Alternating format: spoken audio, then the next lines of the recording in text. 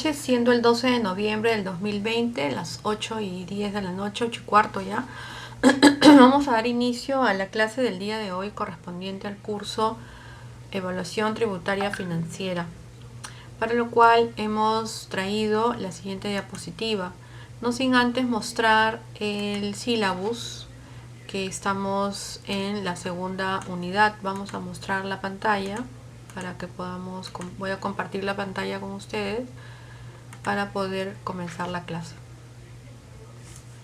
Listo. Entonces tenemos el sílabus del curso de Evaluación Tributaria Contable. Estamos ya en la segunda unidad, ¿no es cierto? Acá está. Segunda unidad se llama Auditoría para el Impuesto General a las Ventas, ¿no? A ver. Auditoría para el Impuesto General a las Ventas. Las capacidades que tengo que motivar a ustedes es la aplicación de los procedimientos y elaboración de papeles de trabajo relacionados con la correcta determinación del Impuesto General a las Ventas. Entonces ya en esta unidad sí va a haber algún ejercicio y operaciones de compras y ventas, ¿sí? La primera parte es el tratamiento en general del crédito fiscal. Una de las partes será el desconocimiento del crédito fiscal, ¿no? Y así sucesivamente llegaremos a reparos tributarios, infracciones, sanciones y todo lo relacionado con el cálculo del impuesto general a las ventas. Entonces vamos a comenzar la exposición del día de hoy, no sin antes recordar lo que hicimos en la clase anterior, que fue la evolución del sistema de emisión electrónica en el Perú, donde se trató de los comprobantes de pago electrónicos y el sistema de comprobantes de pago electrónicos que se tiene en nuestro país. Cuáles son los elementos, las características que involucra el pago de comprobante electrónico, cuáles son los comprobantes de emisión electrónica que se da en nuestro país según la SUNAT, ¿ya? Perdón. Facturas, boletas de venta, notas de crédito, notas de débito, guías de remisión, guías de bienes, liquidaciones de compras, etc. Eso vimos en la clase anterior. La factura SOL, cómo se delimita, ¿no? Y algunas otras características que tocamos en la clase anterior. Eso está en el portal de la SUNAT, cómo emitir una boleta electrónica, una factura electrónica, que son ¿cómo se llama? El proceso de homologación. Y bueno, eso lo vimos en la clase anterior, ¿no? Ahí lo subimos, lo vimos. Y finalmente, ¿qué beneficios eran los que traían los comprobantes de pago electrónicos? Ya, y creo que de eso se trataba la tarea, me parece. ¿Cuáles son los beneficios que causan los comprobantes electrónicos? Ahora, la tarea 4 ya hemos dicho que no existe, va a ser reemplazada a la tarea 5. Ya. Y la masificación de la facturación electrónica, que era la finalidad de la SUNAT, ¿no? Bueno, eso fue la clase anterior. Y el día de hoy ya tenemos el tema del crédito fiscal, que va a entrar en la segunda unidad, quinta semana. Puede entrar la siguiente pregunta: ¿qué es el crédito fiscal? ¿No? Y ¿qué requisitos sustanciales tiene el crédito fiscal del impuesto general a las ventas? ¿Cuáles son los requisitos formales? Hay una base legal, que es el inciso A y el inciso B en requisitos sustanciales del artículo 18 y artículo 19 de la Ley del Impuesto General a las Ventas. Y los requisitos formales están en el inciso A, B y C, también del mismo artículo y de la misma ley. Los requisitos sustanciales, sin modificación, el inciso A dice: compras aceptadas como costo o gasto para el impuesto a la renta. El inciso B dice: las compras deben ser destinadas a operaciones gravadas con el IGB. Esto está en el artículo 18 de la Ley del Impuesto General a las Ventas. Esta diapositiva va a entrar en el examen. En el balotario. El crédito fiscal, en el inciso A, habla sobre los requisitos formales. El IGB consignado por separado en el comprobante de pago. el comprobante de pago de acuerdo a las normas que sustenten el crédito fiscal. Es en el inciso B y en el inciso C del artículo 19 de la Ley del Impuesto General a las Ventas, la Ley 29.214. Qué bien, todo esto va a entrar en el balotario. ¿Ya? La factura, que es el comprobante por electrónico, ¿no? Que tiene ciertas características.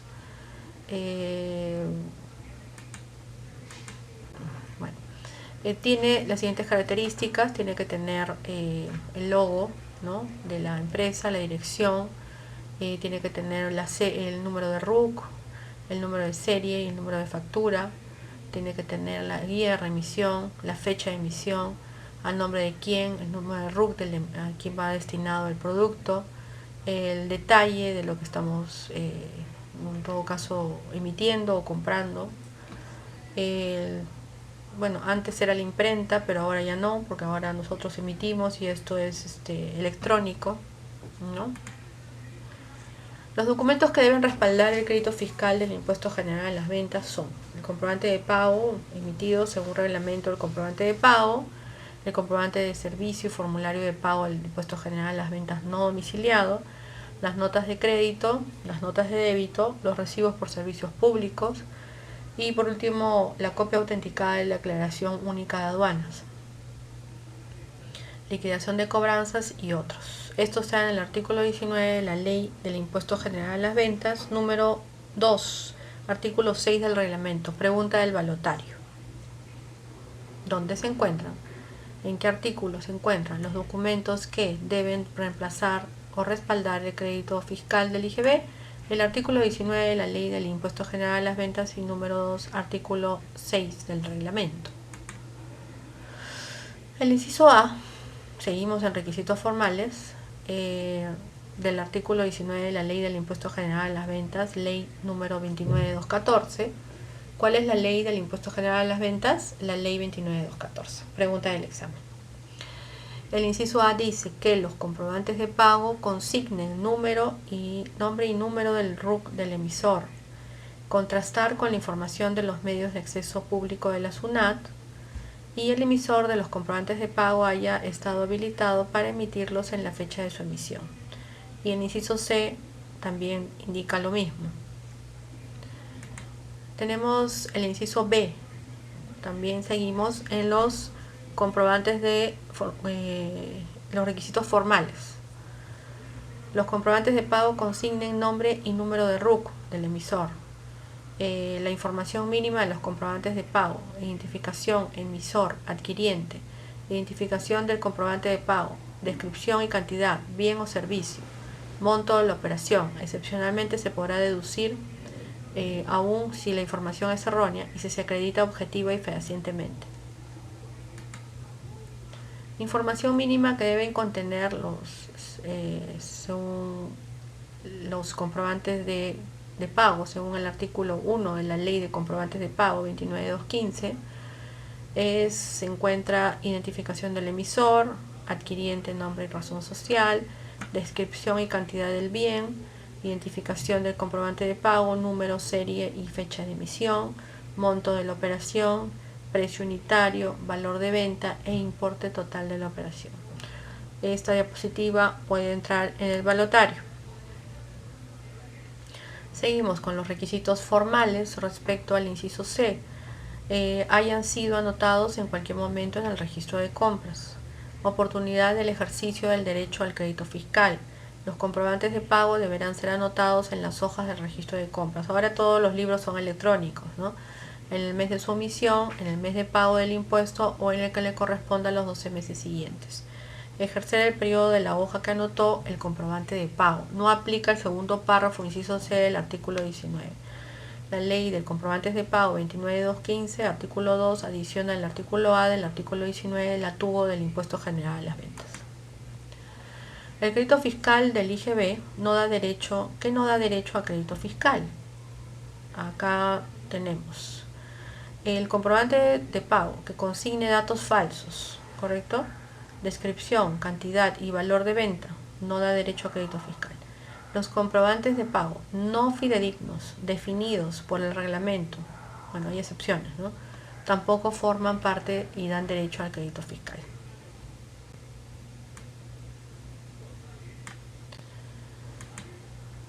Adquisiciones que otorgan derecho al crédito fiscal del impuesto general a las ventas. En este caso tenemos el crédito fiscal, sí dan derecho, según prorrateo, las compras, ¿no es cierto? Las compras y no dan derecho. Por ejemplo, las compras, cuando están destinadas a exportaciones, sí dan derecho. Ahí está. Las compras o compras mixtas destinadas a ventas grabadas,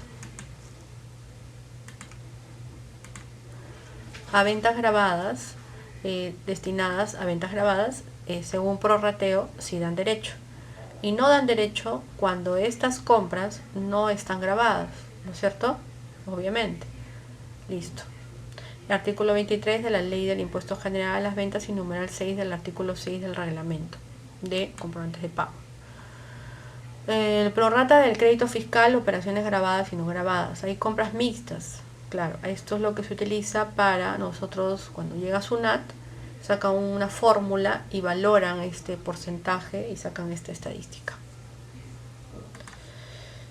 Y por último tenemos el impuesto a pagar y saldo a favor del impuesto general a las ventas. A grandes rasgos, porque todavía no estamos haciendo ejercicios, pero vamos a hacerlos, ¿sí? Ya. Entonces tenemos aquí al IGB del mes, que es el impuesto bruto, ¿no es cierto? El impuesto a pagar, IGB del mes, saldo a favor. Saldo a favor del mes siguiente, saldo a favor del mes anterior, IGB del mes. Si es mayor que el impuesto a pagar, sucede un crédito fiscal, ¿correcto? Si el impuesto a pagar del mes es mayor, hay un saldo a favor del mes anterior, y si el saldo a favor del mes siguiente es mayor también, es el IGB del mes. ¿Ya? Entonces ya vamos a hacer liquidaciones respecto al impuesto general a las ventas y vamos a continuar con la exposición de el día de hoy. Vamos a poner un pequeño video respecto al uso del crédito fiscal.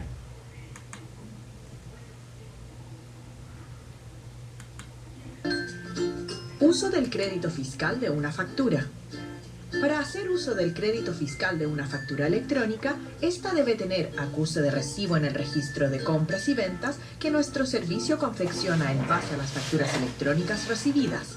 Este registro se encuentra disponible en sii.cl. ¿Sabes cómo dar acuse de recibo? El acuse de recibo se da automáticamente en aquellas facturas pagadas al contado, por ejemplo, efectivo, tarjeta de crédito o tarjeta de débito. En el caso de las facturas no pagadas al contado, una vez recibidas en nuestro servicio, al cabo de 8 días se entenderán automáticamente con acuse de recibo, siempre y cuando no las hayas reclamado. Si quieres dar el acuse de recibo antes de los 8 días, puedes hacerlo tú mismo en sii.cl. ¿Cuál es la diferencia entre dar acuse de recibo y reclamar una factura? Por un lado, das acuse de recibo a una factura cuando recibiste conforme las mercaderías que compraste o el servicio que contrataste. Asimismo, reclamas una factura cuando no estás de acuerdo con su contenido o no recibiste conforme las mercaderías o el servicio prestado. Ten en cuenta que, al dar el acuse de recibo a una factura del giro, tienes derecho a usar el crédito fiscal. Veamos algunos ejemplos. 1. Si tu proveedor emite una factura electrónica que es recepcionada en nuestro servicio el 3 de agosto, esta se entiende automáticamente con acuse de recibo a partir del 12 de agosto. 2. Si tu proveedor emite una factura electrónica que es recepcionada en nuestro servicio el 28 de agosto, esta se entiende con acuse de recibo automáticamente a partir del 6 de septiembre. Ahora bien, si quieres utilizar el crédito fiscal de la factura en el mes de agosto, deberás dar tú mismo el acuse de recibo dentro de dicho mes en sii.cl. 3. Si tu proveedor te emite una factura que es recepcionada en nuestro servicio el 15 de agosto, pero sin embargo no te entregó el servicio contratado, deberás reclamar tú mismo la factura en sii.cl a más tardar el 23 de agosto. De lo contrario, se entenderá automáticamente con acuse de recibo. ¿Cómo se da acuse de recibo o reclama una factura en el registro de compras y ventas? Debes ingresar a la plataforma que hemos habilitado en sii.cl, donde podrás dar el acuse de recibo o bien reclamar una factura en forma manual en nuestro sitio web. Recuerda, el acuse de recibo de una factura electrónica del giro es automático al cabo de 8 días, por lo tanto, nunca perderás el derecho a usar su crédito fiscal. Si necesitas más información y... Ok, vamos a continuar con la exposición del día de hoy respecto al crédito fiscal.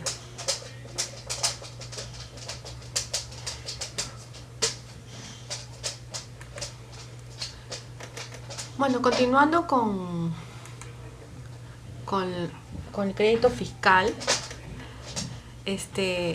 tenemos que hablar sobre la parte central, ¿no? Que hay aspectos a considerar del impuesto general a las ventas, ¿no es cierto? Ahora, esta primera parte, que es básicamente teórica, va a entrar en el balotario, ¿no?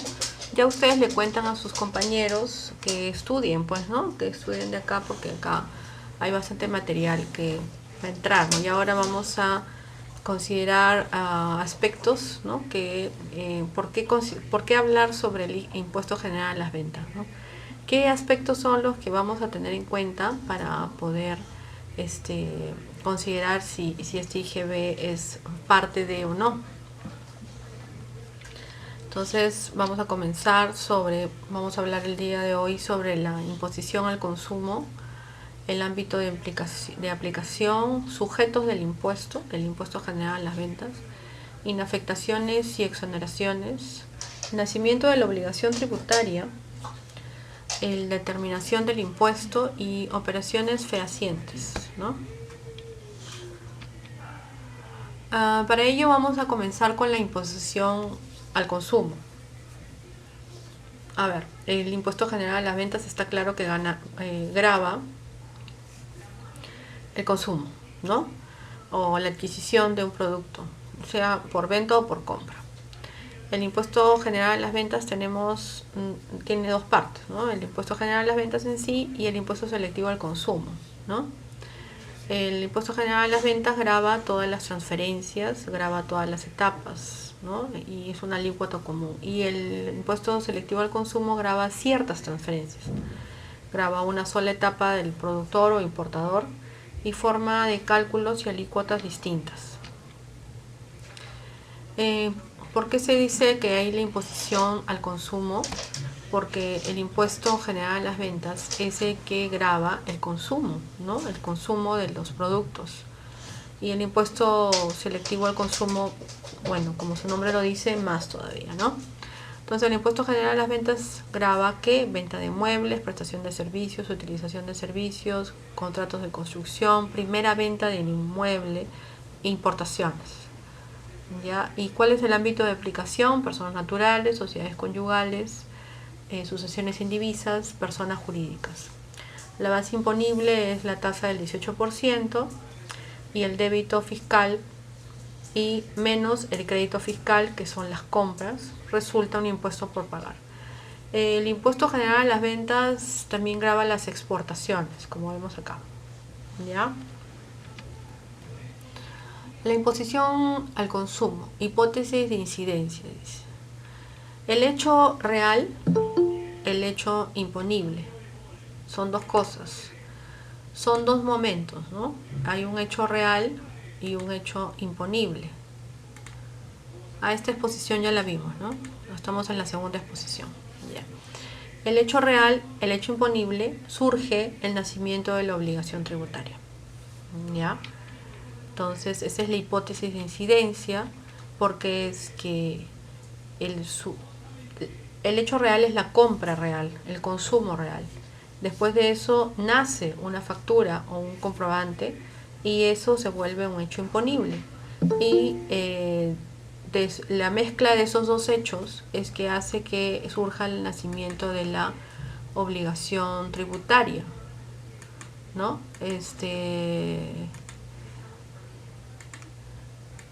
El hecho real más el hecho imponible, en la hipótesis de la incidencia surge el nacimiento de la obligación tributaria, o como dice el principio, lo que ocurra primero, la entrega del bien, que es el hecho real, y el hecho imponible sería la entrega del comprobante de pago, ¿no?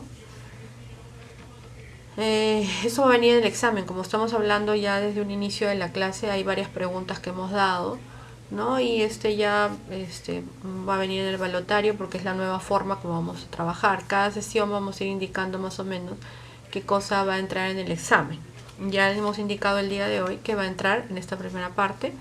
Ya las personas que han estado presentes han tomado nota. Muy bien. Entonces seguimos con la hipótesis de incidencia, que es la imposición al consumo, ¿no? Del impuesto general a las ventas. El aspecto material es qué se pretende gravar, ¿no? Esa es la descripción. Y responde a que, ¿qué grava? El aspecto subjetivo describe al sujeto, quién realiza el hecho, responde a quién realiza el hecho. El aspecto espacial indica el lugar donde realiza el deudor el hecho y responde a dónde debe realizarse el hecho. El aspecto temporal describe el momento en que se configura el hecho y responde a que cuándo se realiza o cuándo acontece el hecho que se pretende grabar. Pregunta del examen, como hemos venido hablando ya hace bastante rato, ¿cuál es el hecho material o el aspecto material que se pretende grabar y que graba? ¿Es un hecho material, subjetivo, espacial o temporal? Igual al final, cuando se realiza o cuando acontece el hecho que grabar, que se pretende. Describe el momento en que se configura el hecho. ¿Es material, subjetivo, espacial o temporal? ¿Ya? Listo. Sigamos. El ámbito de aplicación del impuesto. El ámbito es la venta en el país de bienes muebles, la prestación o utilización de los servicios en el país, los contratos de construcción, la primera venta de inmueble que realicen los constructores, la importación de bienes. Definición de una venta. ¿Qué es una venta? Pregunta del examen. Todo acto por el cual se transfiere bienes a títulos onerosos, independientemente de la designación que se dé a los contratos o negociaciones que origine esa transferencia y de las condiciones pactadas por las partes.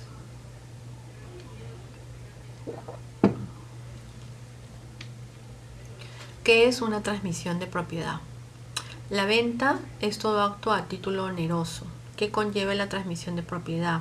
Venta, permuta, dación en pago, expropiación, adjudicación por disoluciones de sociedades, aportes sociales, adjudicación por remate o cualquier otro acto que conduzca al mismo fin.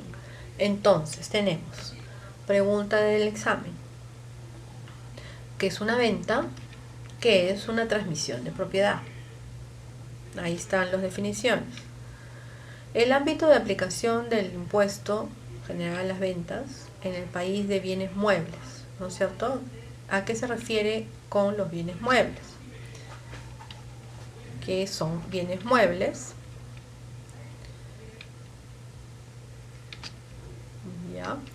Y ¿qué involucra los bienes muebles? ¿No? Involucra bienes corporales, naves, aeronaves, derechos por los mismos.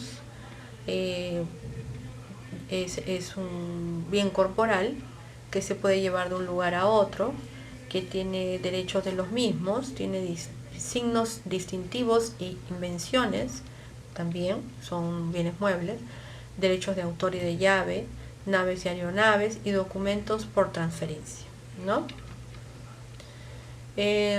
La venta en el país de bienes muebles. La venta es igual a retiro de bienes, dice. Es venta el retiro de bienes efectuados por el propietario, socio o titular de la empresa misma. ¿Sí? Eso es una venta. ¿Ya? No serán retiros de bienes, entre otros, pregunta del examen, el retiro de materia prima por la empresa, la entrega de bienes para fabricar otros bienes, el retiro de bienes por la construcción, desaparición, destrucción o pérdida de bienes, mermas, desmedros, bienes entregados a trabajadores, bonificaciones a clientes. Dentro del ámbito de aplicación del impuesto general a las ventas, el aspecto de bienes muebles, hay un concepto que se llama habitualidad. Tratándose de personas naturales y jurídicas, entidades de derecho público o privado, sociedades conyugales, sucesiones indivisas que no realicen actividad empresarial, serán considerados sujetas del impuesto general a las ventas cuando realicen de manera habitual las operaciones. Calificación de habitualidad. Se considera la naturaleza, característica, monto, frecuencia, volumen y o periodicidad de la manera siguiente. Venta, objetivo, uso, consumo, venta y reventa. Servicio. Si son onerosos y similares, son de carácter comercial. Importación. No se requiere habitualidad porque las importaciones son ocasionales.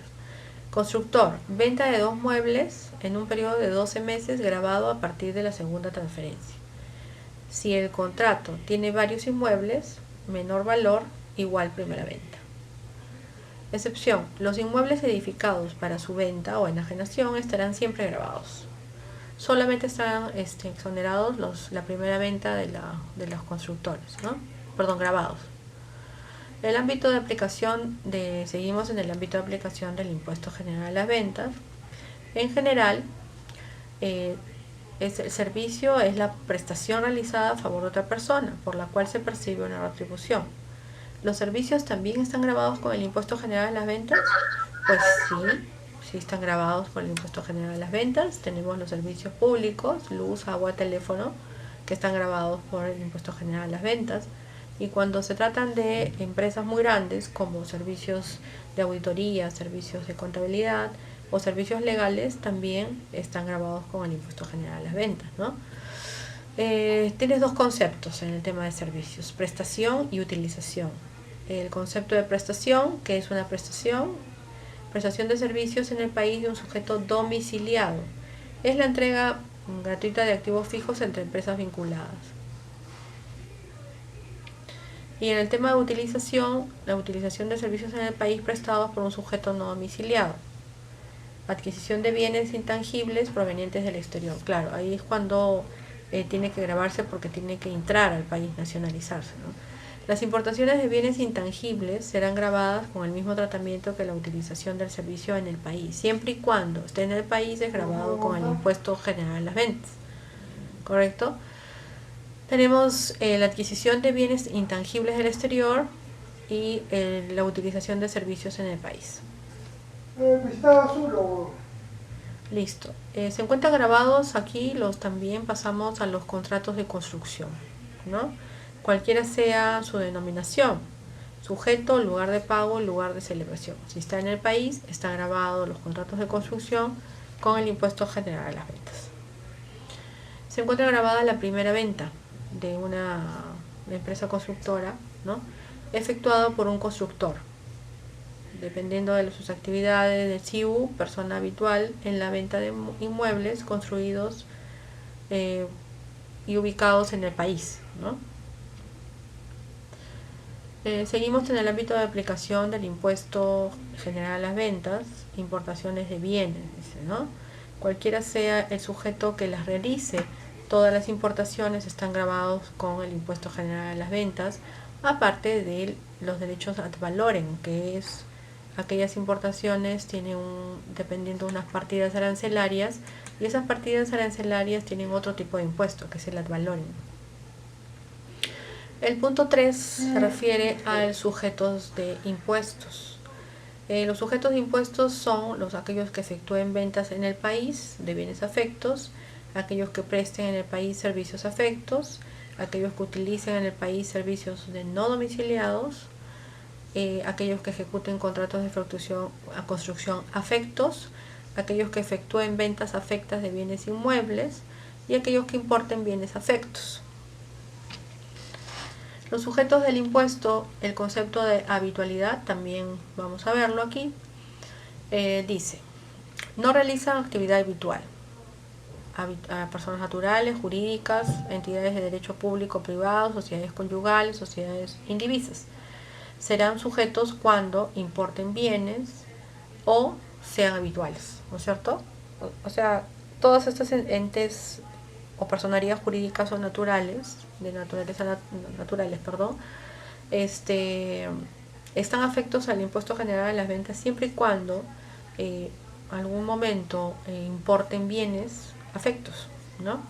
Imaginemos que una sociedad conyugal o indivisa no ha hecho ninguna empresa, pero si es una asociación indivisa ya es un tipo de sujeto del impuesto y ella importa, ¿no? Al importar algún tipo de material tiene que estar afecto, o sea, inmediatamente se vuelve habitual, ¿no? Porque tiene que estar grabada con el impuesto general a las ventas, ¿ya? Y el otro caso es de que alguno de estos sujetos del impuesto sean habituales, o sea que usualmente siempre estén haciendo operaciones grabadas con el impuesto general a las ventas. La SUNAT calificará la habitualidad de acuerdo a la frecuencia, monto, naturaleza y naturaleza de la operación.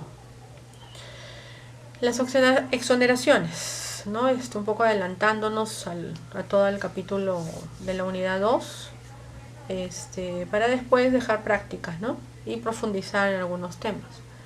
El apéndice 1 y 2 de la ley del impuesto general a las ventas puede ser modificados mediante decreto supremo, bueno, eso sí es verdad, y solo podrán renunciar a la exoneración los sujetos que realicen las operaciones en el apéndice 1 de la ley, ¿ya?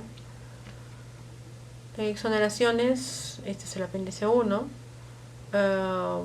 venta en el país de bienes, primera venta de inmuebles que no supere las 35 UITs y esté destinado a vivienda. Ok. El apéndice 2 dice servicio de transporte público de pasajeros dentro del país, servicio de transportes de carga dentro del país hacia el exterior, espectáculos en vivos de teatro, zarzuela, conciertos calificados por el Instituto Nacional de Cultura, servicios de expendio de comida, comedores populares y de universidades públicas y otros más, ¿no? Que están dentro de las exoneraciones. Bueno, ahora pasamos al punto 5 respecto al nacimiento de la obligación tributaria. Listo. La venta de bienes muebles sucede cuando se entrega el bien, se emite el comprobante de pago o lo que ocurra primero. ¿Ya? Así surge el nacimiento de la obligación tributaria. O se entrega el bien y se emite en paralelo el comprobante de pago. Cualquiera de las dos cosas que lleguen primero o lo que ocurra primero es cuando surge el nacimiento de la obligación tributaria. Imaginemos que no se entrega el bien, pero llegó el comprobante de pago. Ahí es donde surge el nacimiento de la obligación tributaria.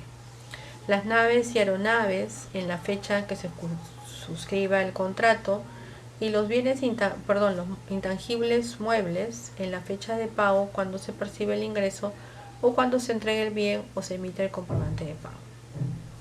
El comprobante de pago se debe emitir por el pago parcial y después de cuando se entregue el bien. Retiro de bienes en fecha del retiro o cuando se emite el comprobante de pago.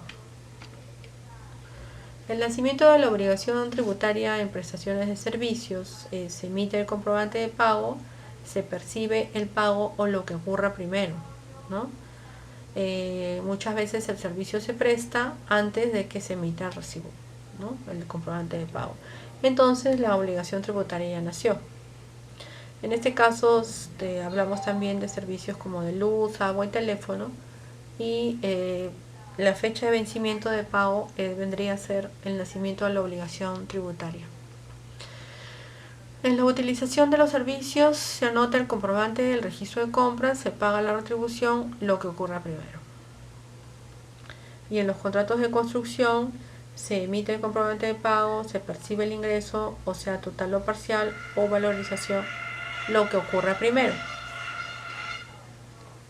Acá tenemos, estos van a entrar en el examen de la segunda unidad, ¿no? El segundo vamos ya teniendo, formando nuestro balotario. Hemos quedado al principio de la clase que hemos hablado de que cada clase, sobre todo la del jueves, como hoy, porque los días martes vamos a tener la dinámica motivadora participativa. Entonces, como hoy vamos a invertir más tiempo en expandirnos sobre el tema y vamos a profundizar los temas. Entonces ahí es donde vamos a hablar sobre temas como lo que estamos hablando ahora, y todos los jueves vamos a indicar, o bueno, todos los días que tengamos clase, donde es que va a ir más o menos el balotario. Sigamos entonces sobre el quinto punto, sobre el nacimiento de la obligación tributaria. Tenemos varios escenarios, ¿no? Cuando es una venta de bienes muebles, cuando es una servicio, prestación de servicio, utilizaciones de servicio, contratos de construcción, y ahora tenemos la primera venta de inmuebles. Cuando surge o cuando nace la obligación tributaria es en la fecha de percepción del ingreso por el monto percibido, sea total o parcial. ¿Ya?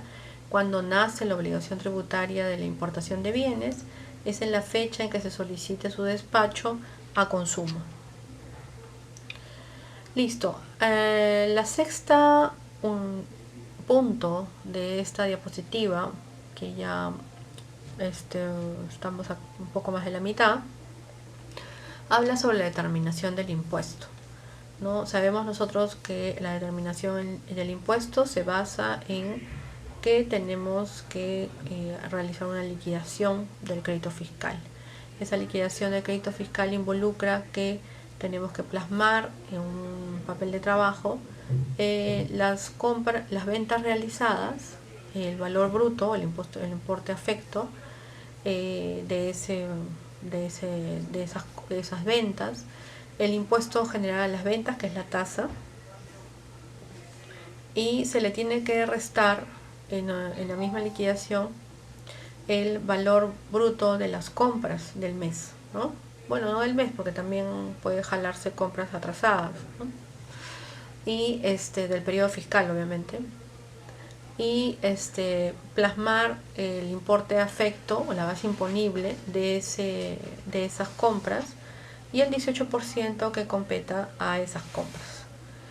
Ese impuesto pagado por las compras se deduce del impuesto a pagar, ¿no es cierto? Y finalmente surge el impuesto, el crédito fiscal o débito fiscal, dependiendo cómo va a tocar, ¿no? Ya vamos a tener liquidaciones de eso, porque esperemos que en la próxima clase podamos alcanzar sobre el tema de liquidaciones y podamos hacer respecto a eso, ¿no? Muy bien.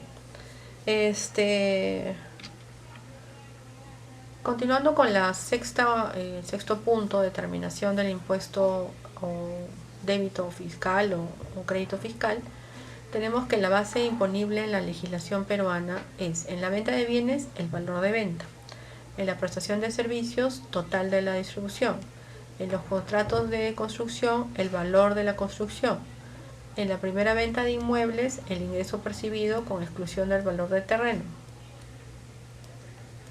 en las importaciones es el CIF más al ad valorem más el impuesto selectivo al consumo. Qué interesante porque esto va a venir en el examen parcial. Tomen nota los que están presentes, ¿no? Y acuérdense que una de las preguntas va a ser: ¿cuál es la base imponible en la legislación peruana de las importaciones? ¿Cuál es la base imponible en la legislación peruana del impuesto general a las ventas en la primera venta de inmuebles? ¿Cuál es la base imponible en la base de la legislación peruana en los contratos de construcción según el impuesto general a las ventas? Ok, qué bueno que lo tomen en cuenta y que lo vayan a estudiar. Sigamos. Siguiendo en el sexto paso, no forma parte de la base imponible del impuesto general a las ventas lo siguiente: los descuentos que se concedan, ¿no es cierto?, sean prácticas usuales en el mercado, se otorguen con carácter general o no constituyan retiros de bienes, consten en el comprobante de pago o nota de crédito. Tampoco forma parte de la base imponible del IGB la diferencia de cambio que se genere entre el nacimiento de la obligación tributaria y el pago total o parcial del precio. ¿Ya? Esto es en cuanto al débito fiscal, ¿no es cierto? Que es relacionado a la base imponible de las ventas, ¿no? Ya sigamos con la determinación del impuesto de crédito fiscal. Los requisitos sustanciales, ¿cuáles son? Las compras aceptadas por costo o gasto para el impuesto a la renta. Y las compras deben estar destinadas a operaciones gravadas con el impuesto general a las ventas.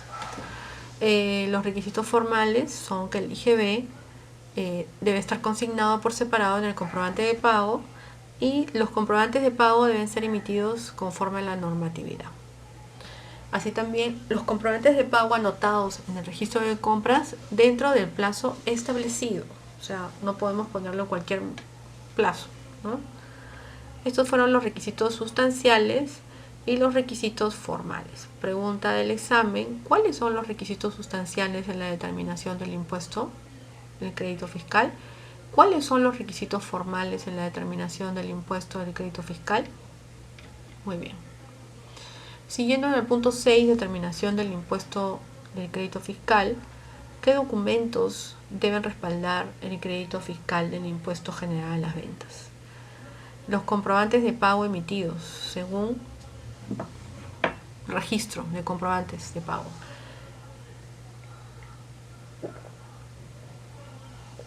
Comprobantes de pago emitidos. Comprobantes de servicio y formularios de pago del impuesto general a las ventas de los no domiciliados. Copia autenticada de la DUA, de la declaración de aduanas. Ahora creo que se llama otra cosa. Liquidación de cobranzas u otros. Recibos por servicios públicos de luz, agua, teléfono o internet. Notas de crédito y notas de débito. Seguimos en el punto 6, determinación del impuesto del crédito fiscal. Adquisiciones que otorgan el derecho al crédito fiscal del impuesto general a las ventas. Compras. Sí dan derecho para el crédito fiscal cuando están destinadas a exportaciones y o ventas grabadas. Según prorrateo, compras mixtas destinadas a ventas grabadas y ventas no grabadas. No dan derecho cuando todas están destinadas a ventas no grabadas. Obviamente si no tienes IGB, no está grabado, no da derecho. Bueno, las mismas, una prorrata que saca la SUNAT, que está en el artículo 23 de la ley.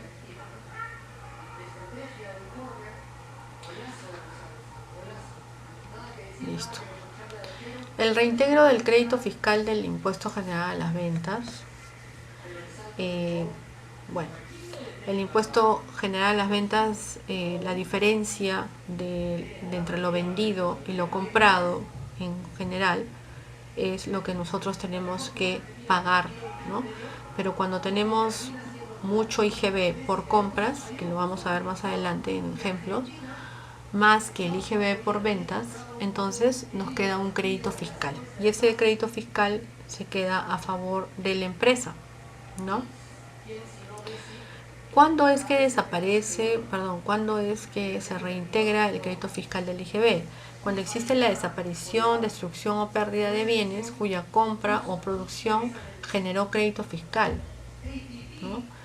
Hay excepciones de originados por caso fortuito o fuerza mayor, por delitos de sus dependientes o terceros, ventas de activos totales depreciados, mermas, desmedros acreditados.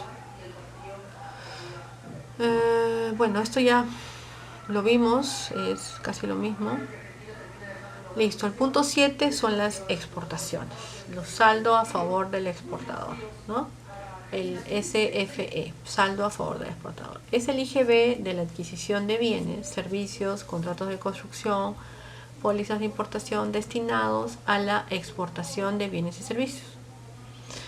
El saldo a favor del exportador se aplica en los pagos a cuenta del impuesto a la renta de la regularización o a cualquier deuda tributaria que sea ingreso al tesoro público. Y por último también se puede pedir una devolución.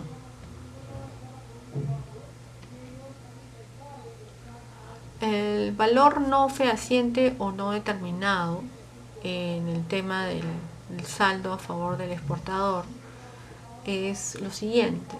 Valor fehaciente cuando, a pesar de haber emitido un comprobante de pago, se produce que sea inferior al valor usual del mercado. Otro tema es que las disminuciones del precio por mermas no son normales. Y el otro es que los descuentos no se ajusten a lo normado en ley o reglamento.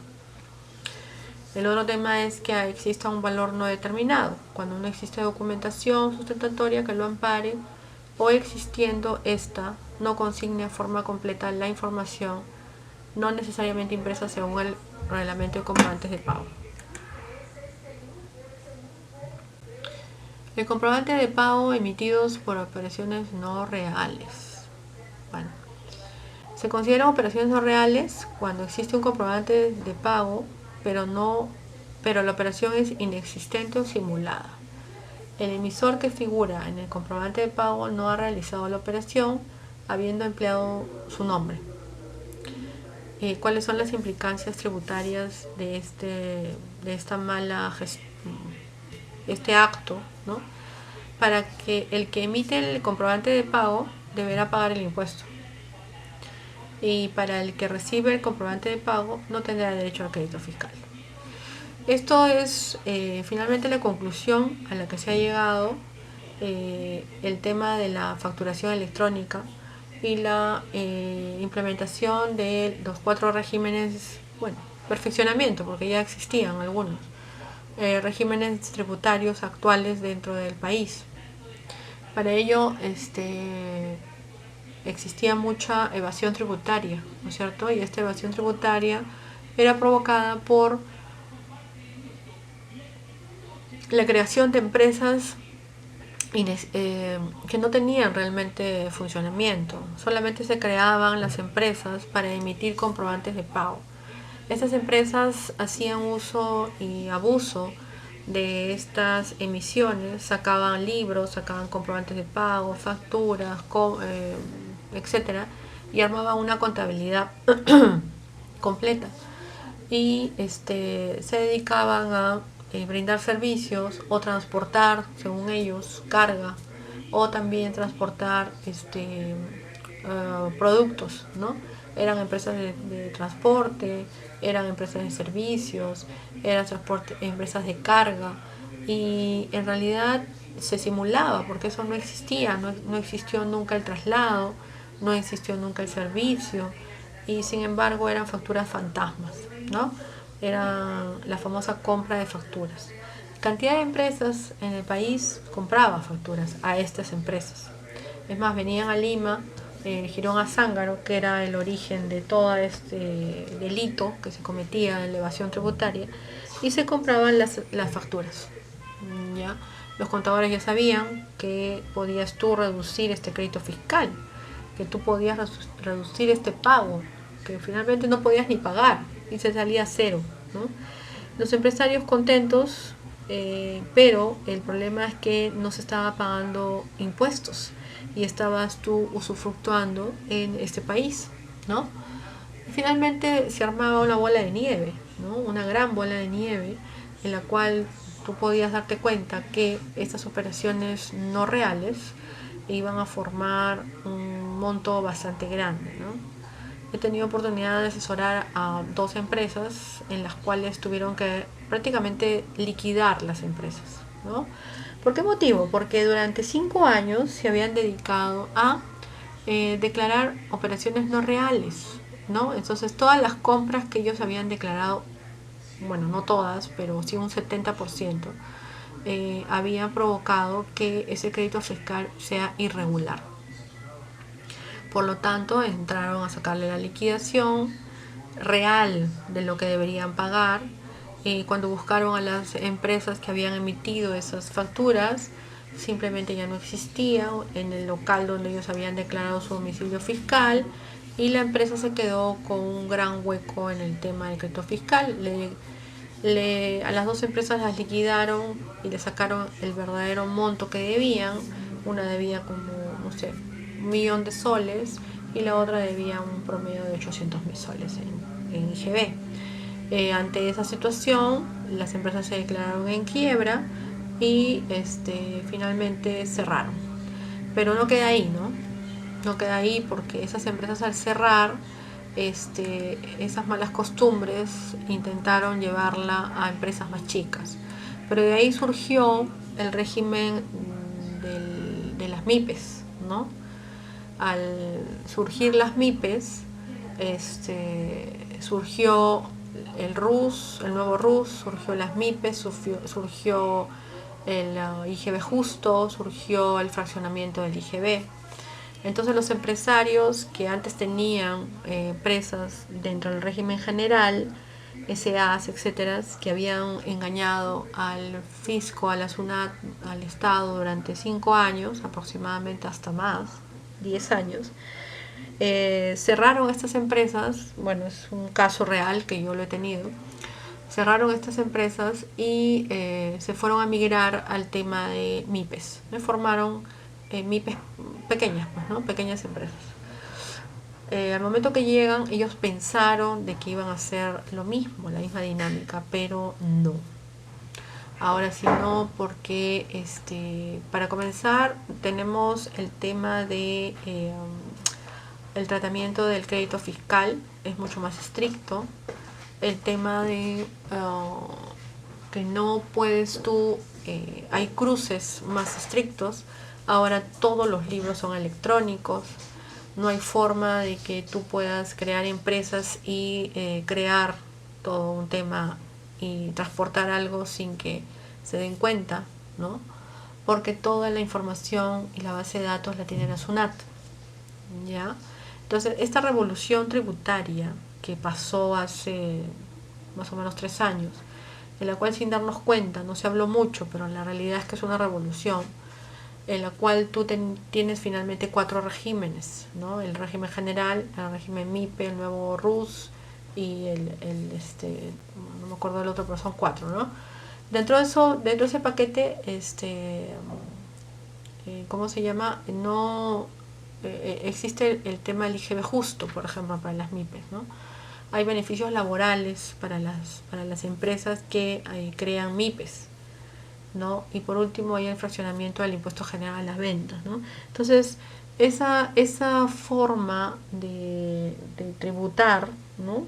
Bueno, y el tema de la facturación electrónica y todo electrónico, libros, todo.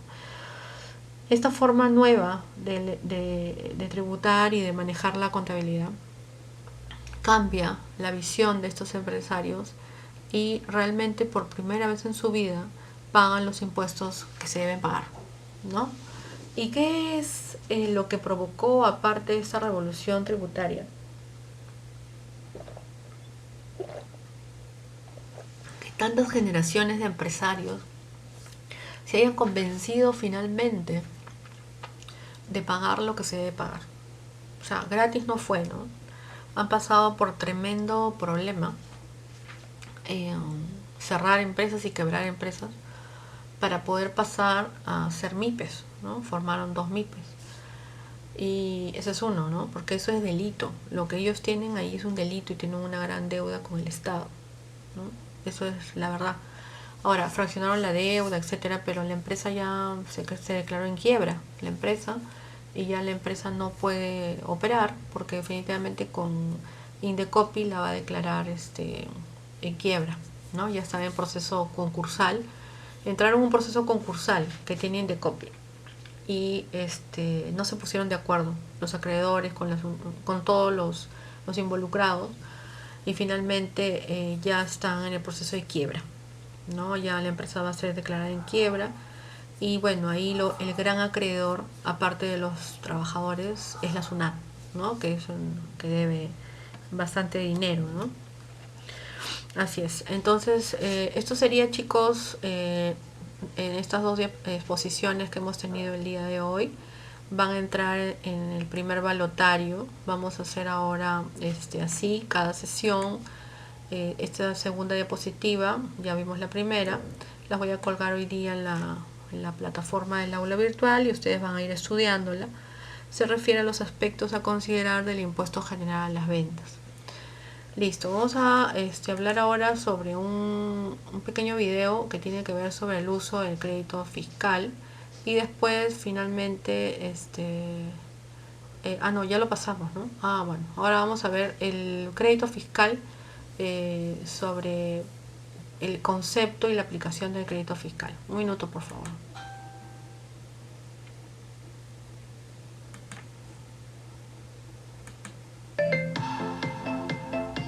Crédito fiscal, ya lo sabemos, que es el IGB de las compras. El crédito fiscal es lo que normalmente suelo buscar.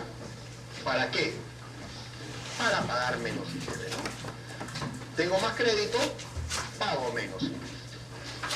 Y eso se ha hecho, o eso ha hecho, que al día de hoy le demos un tratamiento erróneo al crédito fiscal. ¿Por qué el tratamiento erróneo? Porque el día de hoy me voy, no sé, pues yo soy dueño de una empresa de seguridad y se me ocurre ir a Barranco Bar un día martes, ¿no? Por ahí he visto varias sonrisas cuando dije Barranco Bar día martes. Y gasto, ¿no? Compro whisky, comida, me creo el padrino de toda la reunión y pido mi factura. Pido la factura y finalmente voy y le entrego al contador y le digo, oigan, ¿saben qué? Acá tienes para crédito y para gasto costo. Eso no es correcto.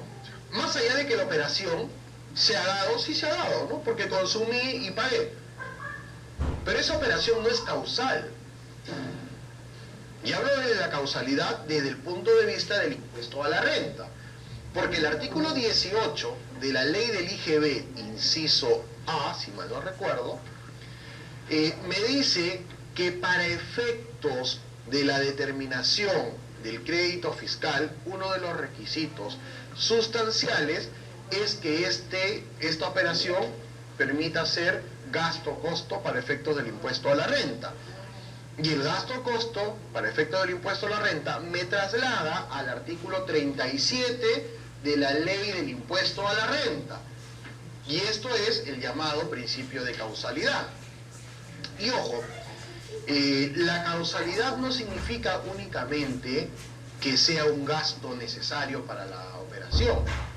Puede ser un gasto necesario, pero el día de hoy la administración está pidiendo otros requisitos más allá del gasto necesario. ¿Qué te dice? Que el gasto sea, o que tenga los criterios de razonabilidad, generalidad, normalidad, proporcionalidad, fehaciencia, valor de mercado, bancarización. Te dice, oye, no solamente basta con que sea necesario, tiene que tener estos 7 requisitos. Y si ustedes se han dado cuenta, si han vivido una fiscalización en estos últimos años, la SUNAT ya, para las operaciones reales ya no te pide solamente enséñame tus libros y tus comprobantes, ¿verdad? Te da un cuestionario de 20 preguntas. Y este cuestionario de 20 o más o menos preguntas, ¿para qué lo realiza? Porque quiere ver que las operaciones sean causales y sean reales. Si caes en una de ellas, créenme que la SUNAT te va a decir operación no real. Por tanto, si la operación es no real, es no causal. Si es no causal, no da lugar a crédito fiscal. Si no da lugar a crédito fiscal, te va a reparar el IGB. De esa manera está trabajando la administración tributaria al día de hoy. Eso es lo que está haciendo la administración tributaria.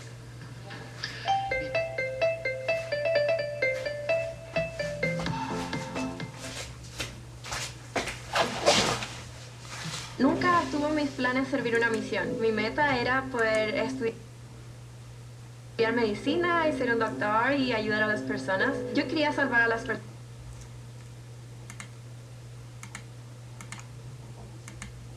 personas, como físicamente. Ok, entonces estamos claras que hemos tenido 2 exposiciones el día de hoy, donde vamos a darla ya por terminada la clase, no sin antes Bueno, agradecer la presencia el día de hoy de los chicos de evaluación tributaria y contable. Hemos tenido 2 temas, los cuales van a ser colgados en el aula virtual. Hemos hablado sobre el balotario, cómo va a ser la dinámica del balotario. Y también sobre la dinámica motivadora participativa. Ya ahorita nos vamos a quedar hablando sobre en interno sobre los detalles de la clase. Muchísimas gracias por haber asistido el día de hoy, 12 de noviembre del 2020, a la clase de evaluación tributaria contable, hablando sobre el origen y los aspectos más profundos y específicos del crédito fiscal, el nacimiento de la obligación tributaria y los aspectos más trascendentales de la obtención del crédito fiscal.